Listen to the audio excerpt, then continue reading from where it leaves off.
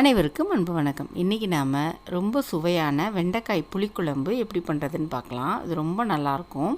பொதுவாகவே வெண்டைக்காய் போட்டு வைக்கிற புளிக்குழம்பு மற்ற எல்லா குழம்பையும் விட ரொம்ப டேஸ்ட்டாக இருக்கும்.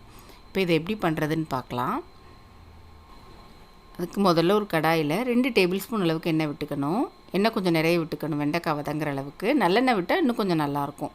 இல்லை நீங்கள் சமைக்கிற எண்ணெய் கூட வச்சு செய்யலாம். அன்றைக்கி 200 கிராம் அளவுக்கு வெண்டைக்காய் எடுத்து நல்லா கழுவிட்டு சுத்தமான துணியில் தொடச்சிட்டு இந்த சைஸில் நறுக்கி எடுத்துக்கோங்க. இப்போ அதை அந்த எண்ணெயில் போட்டு வதக்கிக்கலாம். நல்லா வதங்கணும். வெண்டைக்காய் நல்லா சுருங்கி வரும். அந்த அளவுக்கு வதக்கிக்கணும். ஒரு 3-4 நிமிஷம் ஆகும். பாருங்கள், இந்த அளவு வதங்கிருச்சு. இப்போ இதை எடுத்து வச்சிடலாம். வேறொரு பாத்திரத்தில் எடுத்து வச்சுட்டு அதே எண்ணெயிலே குழம்பு தாளிச்சிக்க போகிறோம். இப்போ வெண்டைக்காய் எடுத்து வச்சுட்டு அதே எண்ணெயில் ஒரு 1/2 டீஸ்பூன் அளவுக்கு வெந்தயம், 1/4 டீஸ்பூன் அளவுக்கு சோம்பு போட்டுக்கோங்க. ரெண்டும் நல்லா பொரிஞ்சதுக்கப்புறம் ஒரு 20 சின்ன வெங்காயத்தை சின்ன சின்னதாக நறுக்கிட்டு சேர்த்துக்கோங்க. கூடவே ஒரு 10 பல் பூண்டு, அதையும் தோலை உரிச்சிட்டு சேர்த்துக்கணும். கொஞ்சமாக கருவேப்பிலை, ஒரே ஒரு பச்சை மிளகாய், நல்லா வாசமாக இருக்கும். எல்லாத்தையும் சேர்த்து நல்லா வதக்கிக்கணும். வெங்காயம் ஒரு 2 நிமிஷம் நல்லா வதங்கணும். வெங்காயம் இந்த அளவுக்கு வதங்கினதுக்கப்புறம் 2 தக்காளி எடுத்து சின்ன சின்னதாக நறுக்கிட்டு சேர்த்துக்கோங்க.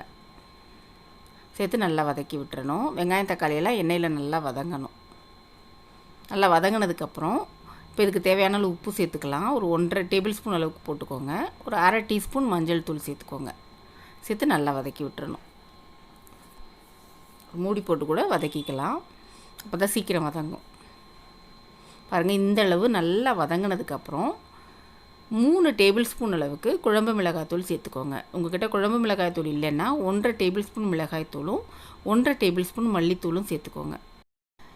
சேர்த்து அதையும் நல்லா எண்ணெயிலே வதக்கி விட்டுறணும். குழம்பு தாளிக்கிறதுக்கு முன்னாடியே ஒரு எலுமிச்சம்பழ அளவுக்கு புளி எடுத்து 2 டம்ளர் தண்ணியில் ஊற வச்சுக்கோங்க. நல்லா ஊறினா தான் புளி கரைக்க வரும். இப்போ அந்த புளியை கரைச்சிட்டு தண்ணியை வடிகட்டிட்டு இதில் சேர்த்துக்கணும். புளி தண்ணியை அப்படியே சேர்த்துக்கோங்க. புளியை வடிகட்டிடுங்க. சேர்த்து நல்லா கலந்து விட்டுட்டு இன்னொரு டம்ளர் தண்ணி கூட சேர்த்து ஊற்றிக்கலாம். அப்போ தான் கொதித்து வற்றுறதுக்கு சரியாக இருக்கும். இன்னொரு டம்ளர் தண்ணி ஊற்றிட்டு மூடி போட்டு ஒரு 15 நிமிஷம் மீடியம் ஃப்ளேமில் வச்சு கொதிக்க விடுங்க. இது குழம்பு கொதிக்கிற நேரத்தில் நம்ம ஒரு பேஸ்ட் அரைச்சிக்கலாம். ஒரு மிக்ஸி ஜாரில் 2 டேபிள் ஸ்பூன் மட்டும் துருவன தேங்காய் எடுத்துக்கோங்க. 1/2 டீஸ்பூன் மிளகு சேர்த்து கொஞ்சமாக தண்ணி விட்டு இந்த மாதிரி நல்லா நைஸாக அரைச்சி எடுத்துகிட்டு வந்துடுவோம். இது இப்படியே இருக்கட்டும். குழம்பு நல்லா 15 நிமிஷம் நல்லா கொதிச்சிருச்சு. பாருங்கள், எண்ணெய் எல்லாம் பிரிஞ்சு வந்திருக்கு. நல்ல வாசமாகவும் இருக்குது. இப்போ இதில் நம்ம வதக்கி வச்சுருந்த வெண்டைக்காயை சேர்த்துடலாம். வெண்டைக்காயை சேர்த்து ஒரு 5 நிமிஷம் நல்லா கொதிக்கட்டும். அடுப்பை மீடியம் ஃப்ளேம்லேயே வச்சு மூடி போட்டுருங்க. ஒரு 5 நிமிஷம் கொதிக்கட்டும். 5 நிமிஷம் ஆயிடுச்சு. வெண்டைக்காய் நல்லா குழம்போட சேர்ந்து வெந்துருச்சு. இப்போ நம்ம அரைச்சி வச்ச தேங்காய் பேஸ்ட்டு அதில் சேர்த்துக்கலாம். தேங்காய் ரொம்ப சேர்க்கக்கூடாது. 2 டேபிள் ஸ்பூன் மட்டும்தான் சேர்க்கணும். அப்போ தான் புளிக்குழம்பு நல்லாயிருக்கும். தேங்காய் சேர்த்து நல்ல ஒரு கொதி வரட்டும். நல்லா கொதித்ததுக்கப்புறம் அடுப்பை ஆஃப் பண்ணிடலாம்.